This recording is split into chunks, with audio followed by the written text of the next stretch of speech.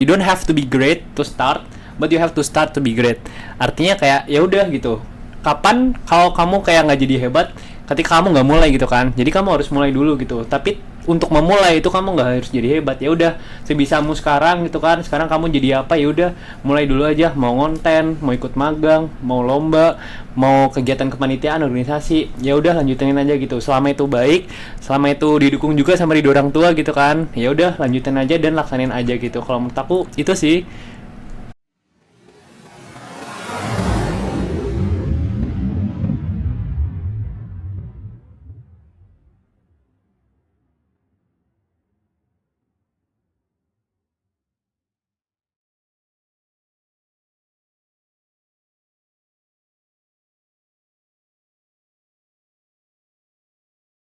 Halo Bincangers, balik lagi nih di podcast Bincang Karir episode 7 bareng aku, Devandi.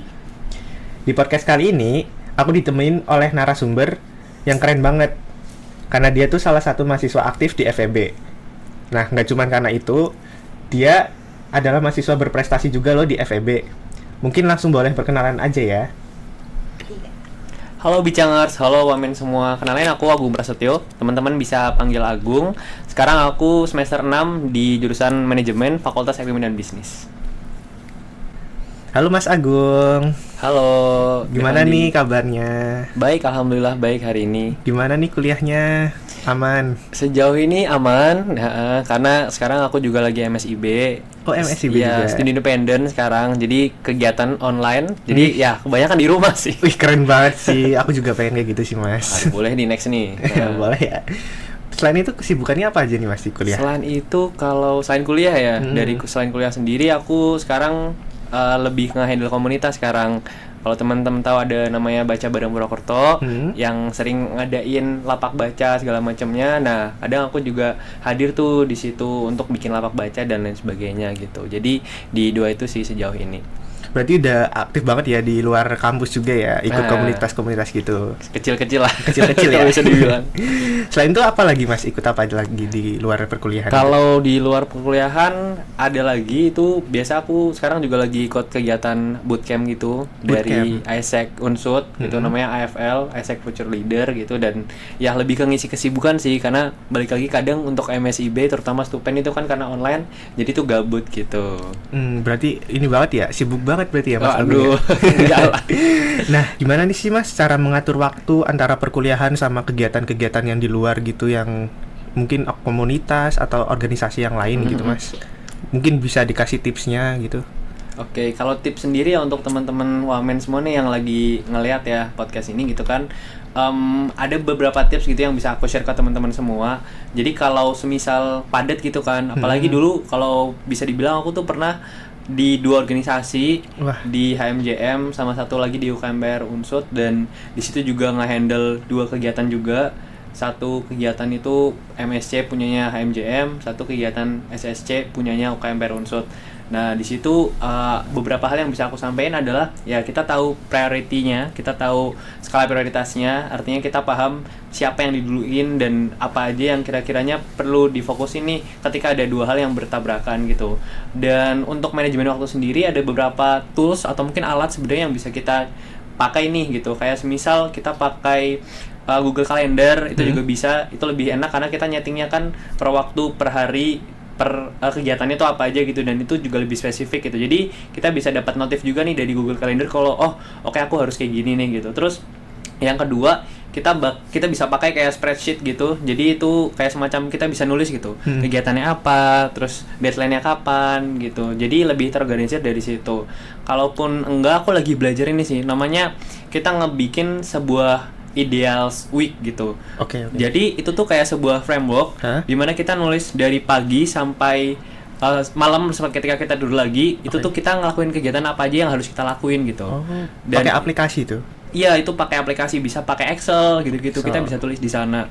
Dan itu kita renteng per waktu. Nah, ketika itu kita udah lakuin selama seminggu gitu kan. Nah, kita jadi tahu ketika kita lagi ngejalanin hal lain gitu, kita lihat ternyata ada hal yang harus kita lakukan tuh ini gitu. Jadi kelihatannya bisa lebih terukur dan terorganisir gitu.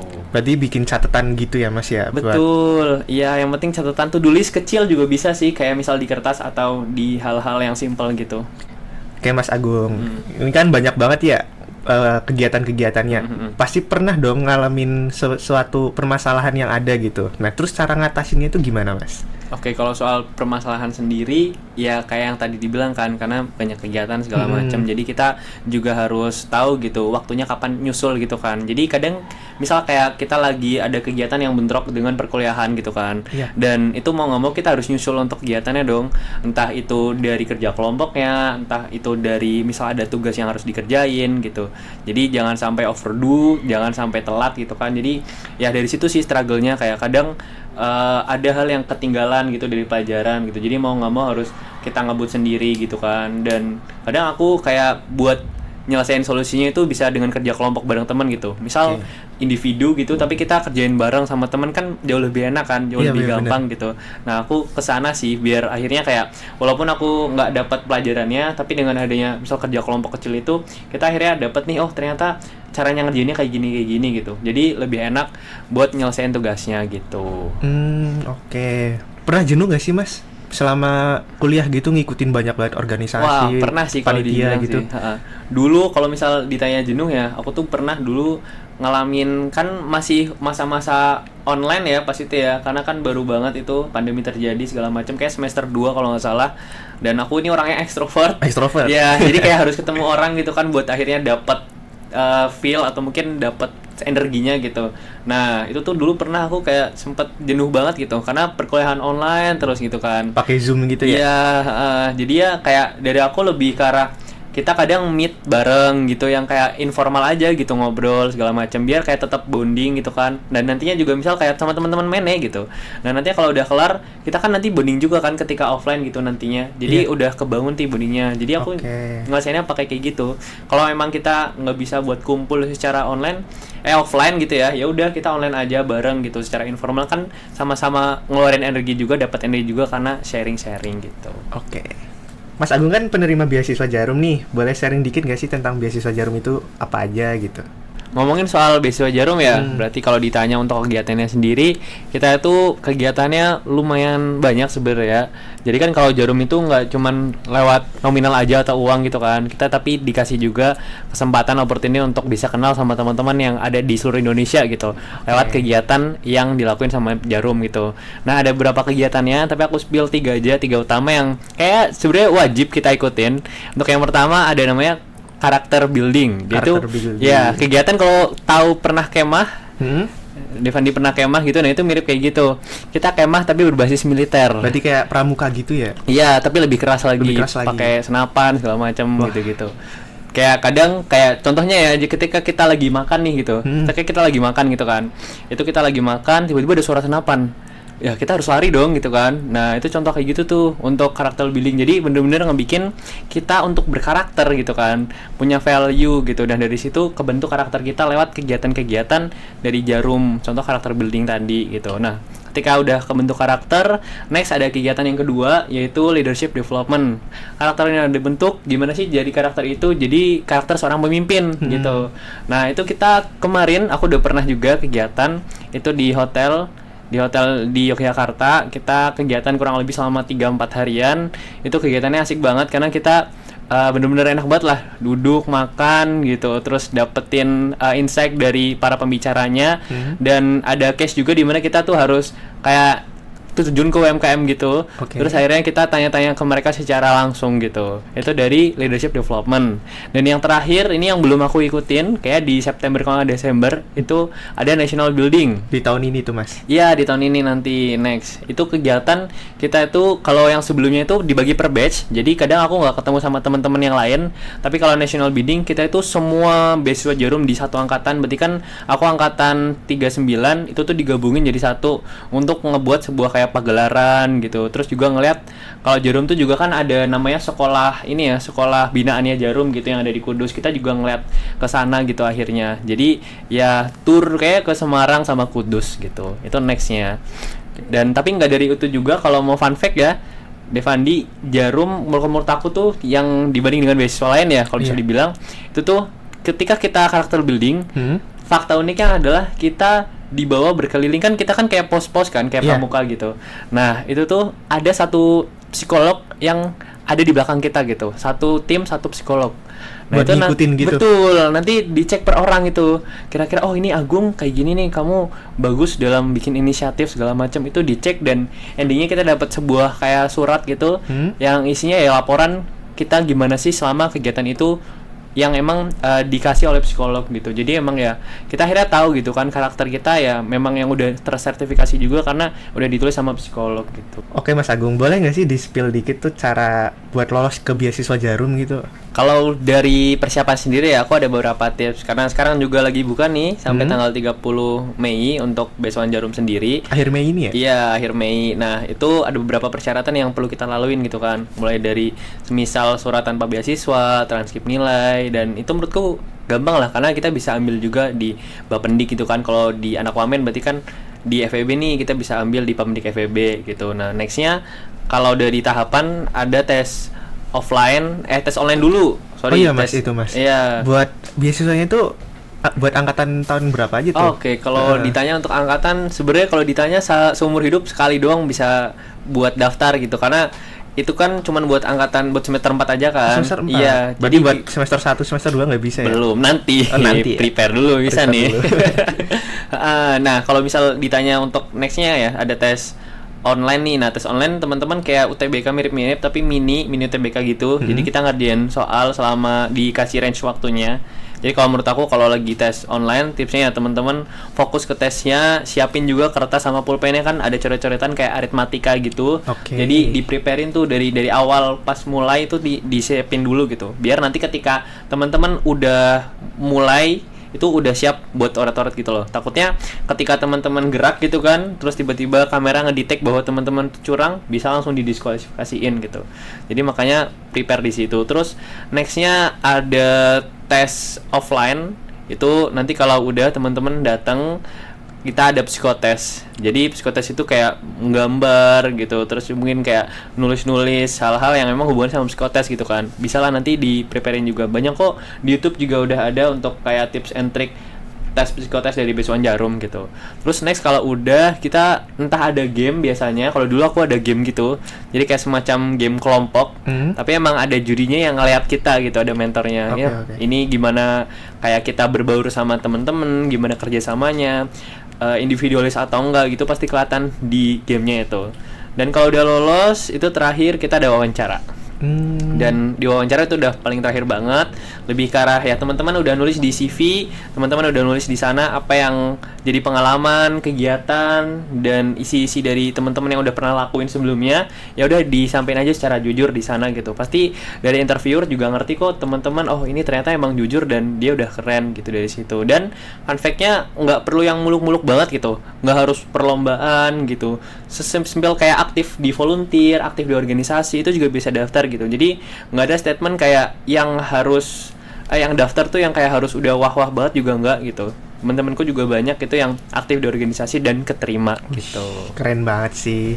Nah buat Mas Agung sendiri tuh gimana sih rasanya, ngebantu banget gak sih beasiswa Jarum ini menurut Mas Agung sendiri gitu? Kalau ditanya sendiri ngebantu secara finansial ngebantu ya kan. Terus yang kedua nggak secara finansial aja tapi dari kegiatannya gitu. Kan ada 3 kegiatan yang aku udah sebutin. Iya. Itu nggak termasuk kayak kegiatan lomba esai yang khusus dilakuin sama Jarum gitu kan. Jadi cuman kita yang akhirnya boleh ikut tes lomba esainya. Terus ada namanya international exposure gitu. Itu kegiatan kita bisa pergi untuk kayak national atau world moon gitu ya, model United Nation gitu yang bisa kita pergi ke luar negeri. Itu juga kesempatan baru gitu. Tapi kalau ditanya ngebantu atau enggak, ngebantu banget gitu karena ngebikin kita sendiri tahu gimana diri kita gitu. Oke. Ya kan, kadang itu sulit kan buat orang kan. Jadi kita ngerasa kayak gimana sih, kayak kita harus nanya ke orang lain ya kan. Tapi orang lain juga belum tentu jujur nggak sih? Iya, benar. Kalau ternyata kayak ini beneran nggak sih aku kayak gini atau enggak gitu kan. Nah lewat tadi kayak karakter building tadi kita akhirnya tahu nih lewat psikolog tadi yang nyampein ke kita, Agung tuh kamu kayak gini gitu. Oh ya siap coach gitu kan. Nah dari situ kita akhirnya tahu bahwa kita sifatnya kayak gini dan segala macamnya. Terus lanjut ke leadership development, kita jadi belajar gimana jadi pemimpin yang baik gitu kan. Gimana caranya kayak ternyata harus nentuin adanya mana ada namanya short term goals, ada namanya long term goals gitu kan. Itu beda-beda, jadi kita juga perlu pelajarin gitu dari situ. Menurut aku mendukung banget sih, nggak cuma dari sisi finansial tapi dari sisi kayak kegiatannya yang ngebantu diri kita buat upgrading lebih baik lagi. Oke. Jadi gitu ya teman-teman, tadi yang udah dijelasin Mas Agung, biar bisa lolos tuh di beasiswa Jarum. Ada tes-tesnya juga. Terus buat teman-teman yang mau tertarik ke beasiswa Jarum tuh bisa dipersiapin banget nih buat kita juga. Terus buat angkatan 24 mungkin gitu ya yang tertarik ke beasiswa Jarum yang nonton di podcast HMJM ini. Nah bisa banget tuh dipersiapin buat tes-tesnya. Kayak mungkin tesnya itu kayak tadi yang udah di-spill sama Mas Agung kan banyak hitung-hitungan juga gitu. Oh iya, tadi Mas Agung kan udah bilang tuh katanya udah ikut magang ya. Kira-kira tuh magang di mana sih, Mas? Oke, kalau aku untuk riwayat magang ya, itu ada beberapa kali. Untuk yang pertama tuh di semester 2 jadi awardee di Rakamin Academy. Itu kayak aku jadi kelas koordinator gitu. Jadi di situ kita nge-handle bootcamp. Jadi selama 5 bulanan dan itu belajar soal digital marketing. Nah, mulai dari situ kayak udah tertarik nih soal digital marketing gitu. Nah, dari situ akhirnya aku lanjutin magang di salah satu startup di Yogyakarta juga. Dan mungkin selama kalau nggak 3 bulanan. Ketika udah kelar, aku lanjut sekarang lagi nge-handle juga jadi social media officer di kayak sebuah agensi gitu, namanya Carada Digital Agency gitu. Nah, kalau ditanya untuk magang sendiri, menurut aku penting ya. Penting. Iya, karena balik lagi kan kayak Devani juga kan nantinya pengen nge-aplikasiin atau mempraktekkan apa yang udah dipelajarin di kampus kan. Iya dong. Nah, dari situ tuh magang bisa jadi tempat buat kita mempraktekkan apa yang udah kita pelajarin gitu. Nah, kalau dari aku sendiri saran untuk Wamen ya, terutama ya teman-teman Wamen tuh kalau dari sekarang tuh udah mulai tuh kayak kan kita ada 4 konsentrasi kan, kalau teman tahu mungkin maba juga lihat nih. Jadi ada SDM, ada operasional, ada keuangan ya kan, dan ada marketing gitu kan. Nah, dari situ sekiranya teman-teman tuh udah minimal kayak udah ada condong gitu kemana, karena nantinya teman-teman jadi tahu track record magangnya mau kemana gitu kan. Misal kayak SDM bisa jadi kayak talent acquisition gitu, mungkin hal-hal lain itu kan pasti beda banget sama namanya marketing ya kan. Nah, it's okay kalau teman-teman bisa belajar dari awal gitu. Jadi akhirnya next-nya tuh udah linear kan, udah dipupuk startnya ya kan. Kalau teman-teman emang nggak bisa ngejar tapi menang start, ya nggak? Iya dong. Ya kan, start lebih dari awal. Gitu. Dari awalnya dari semester 2 ya? Iya, itu aku udah mulai kayak oh aku cocok di marketing nih. Ini udah aku akhirnya sekarang konsentrasi juga marketing gitu. Nah, buat nyari info-infonya gimana tuh Mas? Buat dari maba kan infonya kan pasti susah tuh. Iya. Soalnya baru masuk juga. Bener sih. Kadang jadi butuh nyari sendiri gitu kalau dari aku. Kadang kita nggak bisa kayak ngehandelin. Kadang di BEM ada kan, atau mungkin di HMJM juga gitu. Info-info magang atau mungkin kayak info part time gitu. Tapi kalau memang kita mau nyari, kita nyari sendiri gitu. Nyari sendiri ya. Yang kiranya oh ini kayak like-nya masih dikit. Kadang aku dulu kayak gitu. like-nya masih dikit, kadang kan ini kayak peminatnya dikit deh. Akhirnya daftar keterima gitu. Jadi yang lebih ke sana. Kadang kalau peminatnya banyak kan, apalagi kita sebagai ASM maba ya gitu ya. Itu kan masih pengalaman masih belum banyak gitu. Pengen belajar juga karena hal baru gitu kan. Saran aku nyari sendiri, kita coba explore sendiri di internet atau di Instagram juga banyak gitu kegiatan-kegiatan. Jadi ya tergantung kita aja mau berusaha atau enggak gitu. Balik lagi ke sana. Nah, buat Mas Agung sendiri tuh seberapa penting sih benefitnya buat magang tuh selama perkuliahan gitu? Kalau ditanya soal magang ya, magang kita bagi dua dulu deh. Apa nih? Ada yang pertama tuh paid sama unpaid. Yang apa kedua tuh, Mas? berbayar sama nggak berbayar. Nah, kalau mau nyari pengalaman bisa unpaid gitu kan. Oke, kita nggak dibayar gitu, cuman kita dapat pengalaman yang bisa kita dapat gitu dari situ. Tapi ya emang lebih ke capek sih kadang ya gitu kan. Terus yang kedua yang paid. Nah, kalau emang teman-teman dari awal lagi butuh banget nih uang gitu kan, bisa tuh ikut magang dari awal gitu kan. Magang yang dibayar ya berarti? Iya, magang yang dibayar. Tapi memang ya kualifikasinya bakal lebih susah dari magang yang nggak dibayar gitu. Saran aku kalau mau start di awal, teman-teman magang dulu yang nggak dibayar gitu. Is okay, nggak dibayar nggak apa-apa gitu. Buat pengalaman, betul. buat CV juga ya? Nah iya, karena kalau sekarang ya, kalau kita bisa bilang di dunia karir itu sangat-sangat mementingkan yang namanya portofolio. Teman-teman udah bikin apa sih gitu, ya kan? Nah dari situ teman-teman udah nge-handle apa sih? Misal kayak talent acquisition nih, yang SDM. Oh, aku udah pernah handle orang berapa banyak gitu kan, udah pernah misal kayak interview orang gitu kan sebagai talent acquisition, misal magang gitu. Nah itu kan jadi portofolio kan. Misal kayak marketing, oh kita pernah handle media sosial apa nih, kita naikin yang awalnya berapa follower, terus naik ketika kita udah handle nih, jadi berapa follower naik drastis. Nah itu kan bisa jadi portofolio kan. Bahwa kita tuh pernah ada ceritanya tuh kita naikin berapa follower sampai berapa follower gitu. Itu contoh. Jadi ya tergantung konsentrasi masing-masing portofolionya, dan tergantung seenaknya teman-teman aja gitu. Jadi ya dibagi sama kesibukan, karena kan beda-beda kesibukan kita kan. Ada mungkin yang di rumah juga bantu orang tuanya gitu, ada yang memang lagi free gitu jadi bisa magang gitu, ada yang mau ke organisasi juga bisa gitu. Jadi ya jangan sampai keteteran sih, saran aku sih gitu. Oke sih Mas, berarti itu bisa ya, CV-nya itu bisa dibuat ke diri sendiri juga, bisa diisi ke aplikasi yang itu nggak sih Mas? Tahu LinkedIn ya? Iya itu, bisa diisi ke sana. Nah buat Mas Agung sendiri tuh udah buat LinkedIn belum sih? Buat aku sistem magangnya kan kayak sejak semester 2 kalau nggak salah. Semester 2 udah bikin LinkedIn tuh. Nah menurut Mas Agung sendiri tuh LinkedIn tuh sangat perlu banget nggak sih Mas buat mahasiswa-mahasiswa seluruh Indonesia gitu? Oke, perlu banget ya, karena menurut aku sendiri dari awal ya itu semacam kayak walaupun di IG kita kayak kosong gitu kan, tapi LinkedIn-nya bagus ya, itu bakal lihat sama HR gitu dari orang yang hire kita gitu kan. Nah di LinkedIn sendiri nggak cuman kayak kita masukin kayak misal CV kita dimasukin ke sana gitu kan, kita kayak nulis pengalaman segala macam, tapi kita juga bisa belajar dari pengalaman orang lain gitu. Oh track recordnya mereka kayak gini. Aku kadang juga kayak gitu, jadi ngepoin stalking LinkedIn-nya orang gitu, ngeliat kayak oh dia awal misal di HMJM di manajemen naik jadi apa, terus sekarang kerja di mana, kan kita tahu track recordnya mereka kan, kita jadi ngeliat oh kayak aku juga bisa deh kayak mereka, jadi referensinya dari sana gitu. Nggak cuman kita untuk tempat untuk kita personal branding ya gitu, tapi kita juga bisa dapat referensi dari sana. Tapi ya itu kunci LinkedIn ya dari personal branding itu sendiri, nggak muluk-muluk banget kok kita upload di LinkedIn, sesimpel kayak kegiatan yang kita lakuin gitu, kayak oh abis ini baru kelar kepanitiaan nih, kita jadi staff, is okay kita upload di sana gitu kan. Tapi kita harus tahu apa sih yang ngebikin value kita naik ketika kita ikut misal jadi staff humas, staff marketing atau di mana gitu, kita jadi tahu nih. Nah itu yang kita dapetin, kita ambil gitu. Jadi jangan cuma upload kegiatan aja tapi nggak ada tulisan atau captionnya gitu kan. Kadang kan ada yang kayak gitu tuh, udah upload tapi apa sih yang kita bisa dapat dari kegiatan yang udah kita lakuin gitu. Jadi ya nggak usah muluk-muluk gitu kan, nggak harus yang prestasi segala macam, tapi ya itu kayak sebuah proses buat kita aja gitu. Jadi kita kayak semacam mendokumentasikan proses kita di LinkedIn itu sendiri. Mungkin Mas Agung ada tips nggak buat ngisi LinkedIn biar portofolio kita bagus gitu, terus dirilik juga sama perusahaan gitu? Ini banyak banget sih ditanya kalau soal ini ya, kayak cara ngisinya kan kadang bingung kan, harus mulai dari mana ngisinya gitu. Kalau yang tadi aku bilang kayak kan LinkedIn ada bagi dua nih, ada postingan, jadi ada yang di LinkedIn kita kayak CV-nya kita.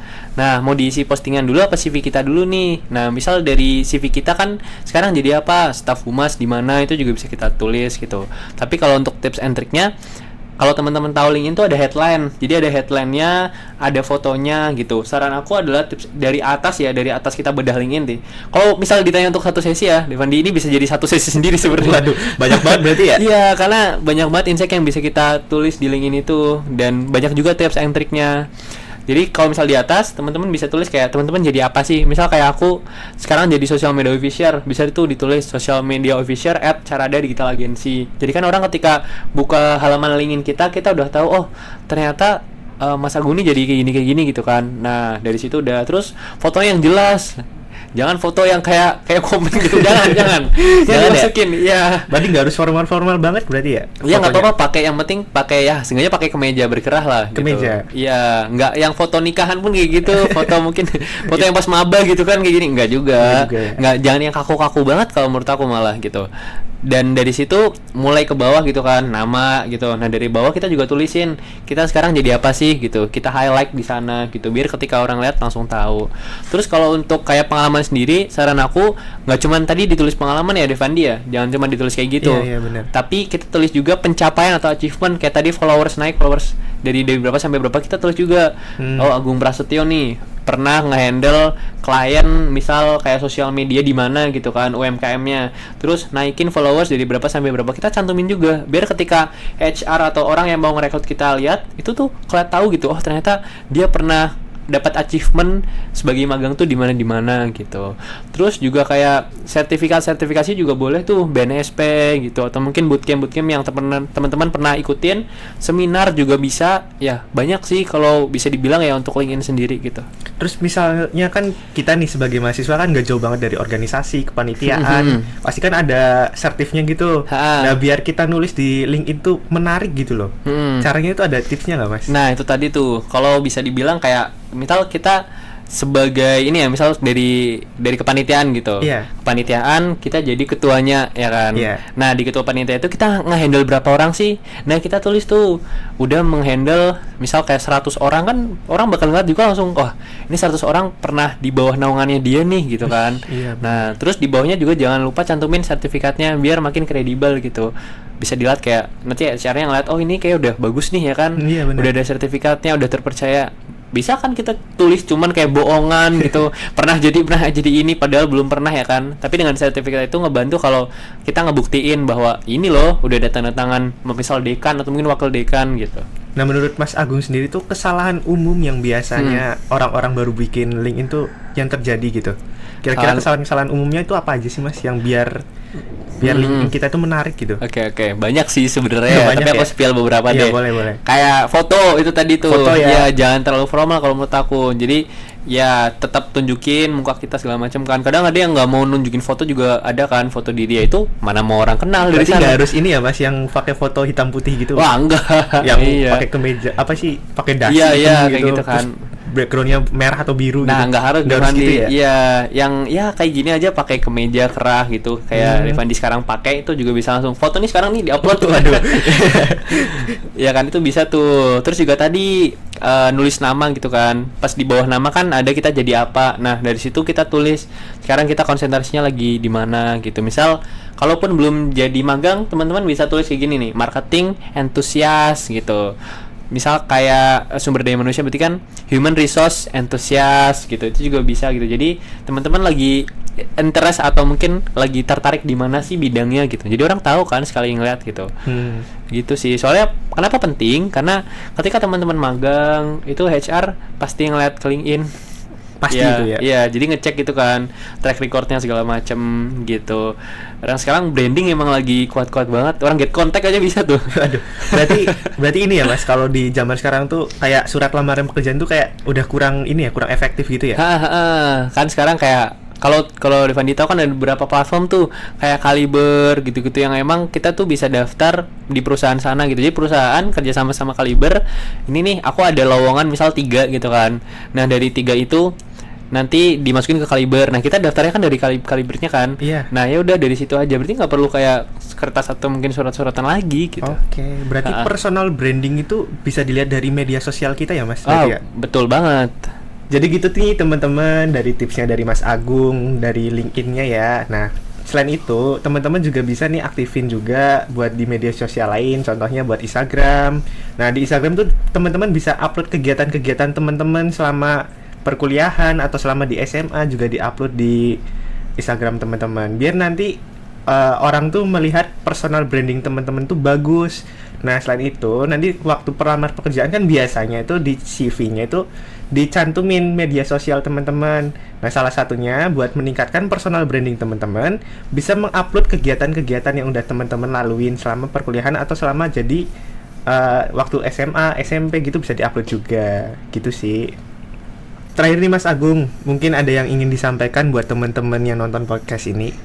Oke, buat teman-teman yang nonton semua, terutama Wamen dan Bincangers nih, aku mau nyampein kalau mulai aja teman-teman apa yang mau teman-teman lakuin selama itu positif ya, mau itu magang, kegiatan kepanitiaan, organisasi atau hal-hal lainnya, kayak dukung aja gitu untuk kegiatan selain di kampus sendiri teman-teman belajar gitu kan. Manfaatin aja gitu privilege bahwa teman-teman sekarang tuh jadi mahasiswa gitu. Kalau kata Mbak Najwa Shihab, bisa dibilang kayak kita kuliah itu bukan untuk kita ngebeli buat kuliahnya gitu kan, kayak materi segala macam, tapi kuliah itu kita ngebeli lingkungan. Jadi karena teman-teman sekarang lingkungannya tuh udah berkembang, teman-teman memang kayak mau nih buat support bareng, mendukung bareng, ya dimanfaatin kan gitu. Aku tuh pakai quotes kali ya. Boleh sih Mas. Oke. Jadi ada satu quotes yang menurut aku ini anonymous ya, aku juga lupa siapa, tapi berkesan banget sampai aku sekarang untuk kayak kita berani ngebuka atau mungkin mulai mendobrak hal baru gitu. Quotes-nya adalah, you don't have to be great to start, but you have to start to be great. Artinya kayak ya udah gitu. Kapan kalau kamu kayak nggak jadi hebat, ketika kamu nggak mulai gitu kan. Jadi kamu harus mulai dulu gitu. Tapi untuk memulai itu kamu nggak harus jadi hebat. Ya udah sebisamu sekarang gitu kan. Sekarang kamu jadi apa, ya udah mulai dulu aja. Mau ngonten, mau ikut magang, mau lomba, mau kegiatan kepanitiaan, organisasi, ya udah lanjutin aja gitu. Selama itu baik, selama itu didukung juga sama ridho orang tua gitu kan, ya udah lanjutin aja dan laksanin aja gitu. Kalau menurut aku itu sih. Nah, Bincangers, dari pembahasan tadi, aku sama Mas Agung tuh bisa dijadikan motivasi buat teman-teman yang mungkin sekarang nih belum terlalu aktif di kampus, bisa lebih aktif lagi nih di semester ini, atau mungkin udah ada gebrakan tapi belum ada motivasi nih. Mungkin dari tadi kita bicara bareng sama Mas Agung tuh teman-teman tergerak hatinya buat ikut panitia, organisasi atau kegiatan-kegiatan lain di luar kampus. Jangan cuma nanti-nanti loh teman-teman, nanti malah keburu telat, tiba-tiba udah semester akhir, nggak bisa ikut apa-apa, CV-nya jelek, terus gimana dong nanti buat ngisinya LinkedIn. Nah, jangan lupa juga buat teman-teman bikin akun LinkedIn juga ya, biar perusahaan-perusahaan itu bisa ngelihat teman-teman CV-nya, terus nanti kayak misal teman-teman tuh mau kemana kan, jadi perusahaan bisa lihat teman-teman gitu. Terus juga jangan lupa nih buat media sosialnya diaktifin juga, kegiatan-kegiatan yang bermanfaat juga. Kayak misal di perkuliahan tuh ikut apa aja, boleh sharing-sharing nih di story-nya atau di apapun itu di media sosial teman-teman. Makasih buat teman-teman yang setia nonton podcast ini sampai selesai. Mungkin buat teman-teman yang mau tanya-tanya bisa kemana Mas? Oke, ke Instagram pribadi aku juga boleh, silahkan ke @aprasio.me, bisa langsung di reach out dan di chat di situ juga, nanti aku balas kok teman-teman. Oke, makasih Mas. Nah, semoga podcast ini bisa membantu teman-teman yang ingin mempersiapkan untuk magang, ikut seleksi mahasiswa berprestasi, seleksi beasiswa, ataupun yang ingin membuat akun LinkedIn. Makasih juga buat Mas Agung yang bersedia nyempetin waktunya di podcast ini. Padahal pasti sibuk banget ya Mas, kegiatannya banyak banget kan. Semangat terus ya ke depannya Mas, buat kegiatan-kegiatannya, terus menjadi mahasiswa berprestasi mengharumkan nama Universitas Jenderal Sudirman. Sekian dulu podcast episode ini. Sampai jumpa di podcast selanjutnya. Dadah. Bye.